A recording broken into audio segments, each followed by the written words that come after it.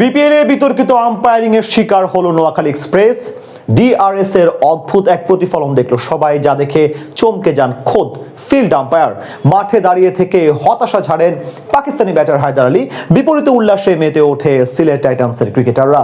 নোয়াখালী বিপক্ষে third umpire এসে বিতর্কিত সিদ্ধান্ত আর ডিআরএস এর অদ্ভুত আচরণ নিয়ে বিস্তারিত রিপোর্টে।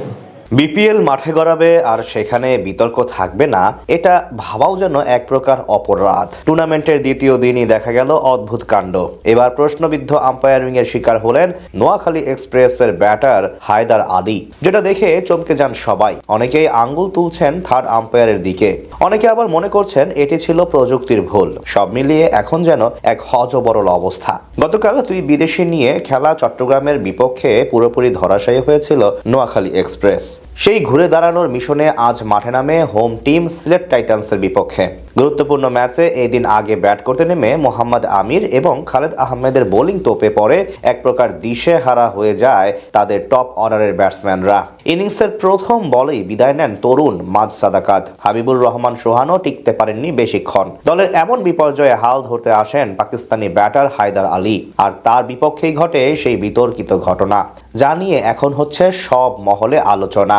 ম্যাচে তখন চলছিল দ্বিতীয় ওভারের খেলা। বল করছিলেন খালেদ আহমেদ এবং ব্যাটিংয়ে হায়দার আলী।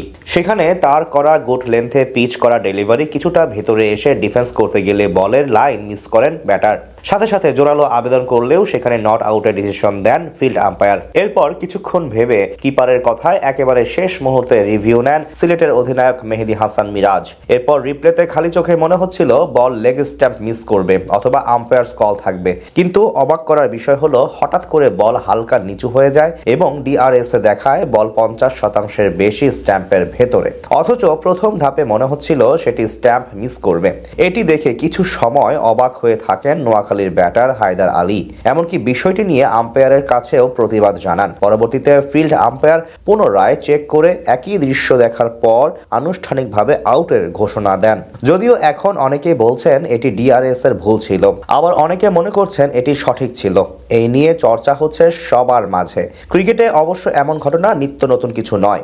বর্তমান সময়ে প্রায়শই দেখা যায় ডিআরএস বা প্রযুক্তি নিয়ে প্রশ্ন উঠছে। কিছুদিন আগে অ্যাশেজে বাংলাদেশি আম্পায়ার শরফুদ্দৌল্লাহ ইবনে সৈকতের একটি সিদ্ধান্ত নিয়ে এমন আলোচনার সৃষ্টি হয়। সেখানে ইংলিশ ব্যাটারের ব্যাট থেকে বল কিছুটা দূরে যাওয়ার পর আলট্রা এইডস থেকে বিট আসে।